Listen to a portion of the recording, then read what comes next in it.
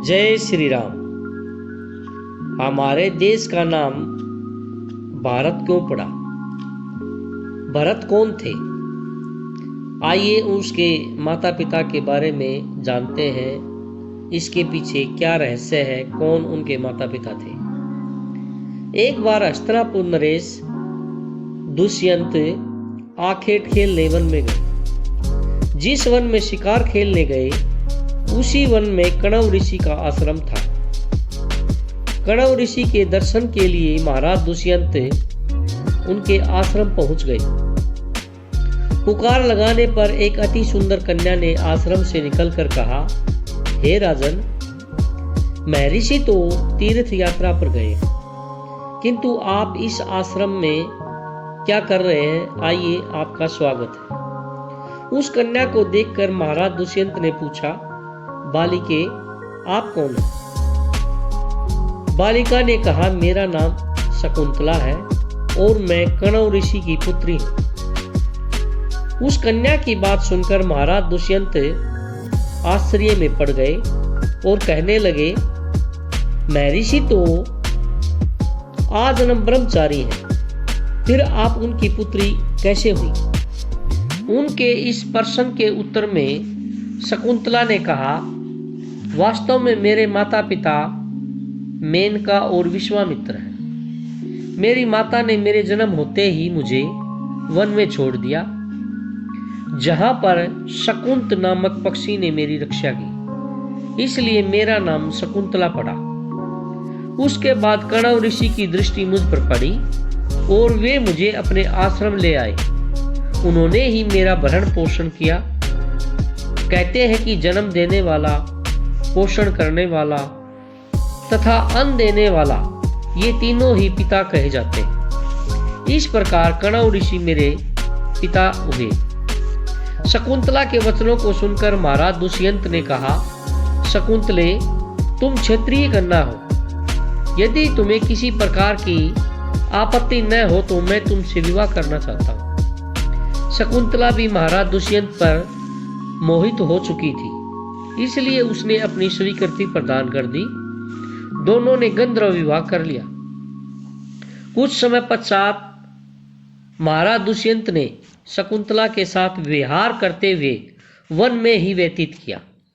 फिर एक दिन वे शकुंतला से बोले, प्रियतमे, मुझे अब अपना राजकार्य देखने के लिए हस्तिनापुर जाना पड़ेगा।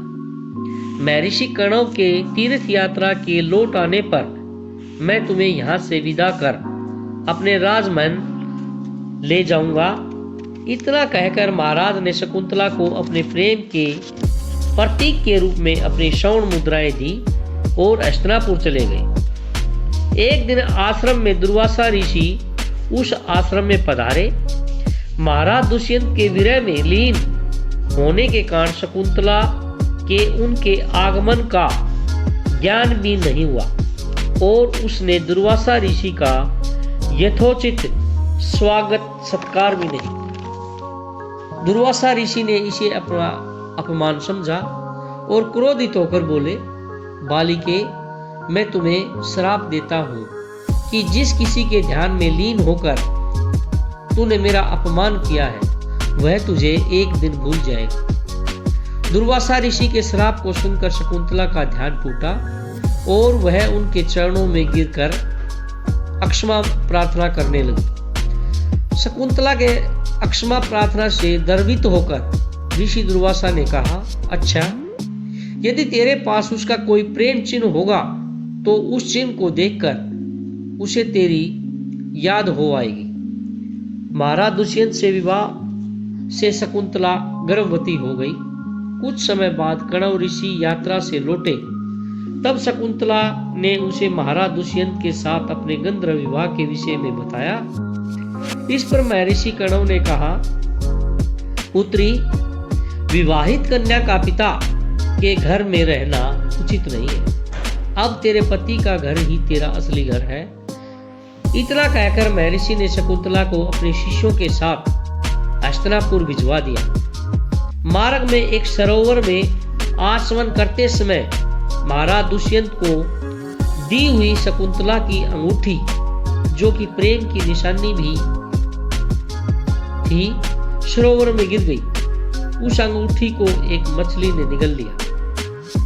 महाराज दुष्यंत के पास पहुंचकर कणव ऋषि के शिष्यों ने शकुंतला को उनके सामने खड़ी करके कहा, महाराज दुष्यंत, शकुंतला आपकी पत्नी है, आप इसे स्वीकार करें। महाराज तो दुर्वासा ऋषि के श्राप के कारण भूल चुके थे, अतः उन्होंने शकुंतला को स्वीकार नहीं किया और उस पर उल्टा कलुटा होने का अलांछन लगाने लगे। शकुंतला का अपमान होते ही आकाश में जोरों की बिजली कड़की और सबके सामने उसकी माता मेनका उसे उठा ले गई। जिस मछली ने शकुंतला की अंगूठी को निगल लिया था, एक दिन वह एक मछुआरे के जाल में आ फंसी। जब मछुआरे ने उसे काटा, उसके पेट से अंगूठी निकली। मछुआरे ने उस अंगूठी को महाराज दुष्यंत के पास भेंट के रूप में भेज दिया। अंगूठी को देखते ही महाराज को शकुंतला का स्मरण हो आया और वे अपने कृत्य पर पश्चाताप करने लगे। महाराज ने शकुंतला को बहुत ढूंढवाया, किंतु उसका पता नहीं चला। कुछ दिनों बाद देवराज इंद्र का निमंत्रण पाकर देवासुर संग्राम में उनकी सहायता करने के लिए महाराज दुष्यंत इंद्र की नगरी अमरावती गई। संग्राम में विजय प्राप्त करने के पश्चात जब वे आकाश मार्ग से हस्तिनापुर लौट रहे थे, तो मार्ग में उन्हें कश्यप ऋषि आश्रम दिखाई दिया। उनके दर्शनों के लिए वे वहां रुक गए। आश्रम में एक सुंदर बालक एक भयंकर सिंह के साथ खेल रहा था। मेनका ने शकुंतला को कश्यप ऋषि के पास लाकर छोड़ा था तथा वह बालक शकुंतला का ही पुत्र था। उस बालक को देखकर महाराज के हृदय में प्रेम भावना जाग गई।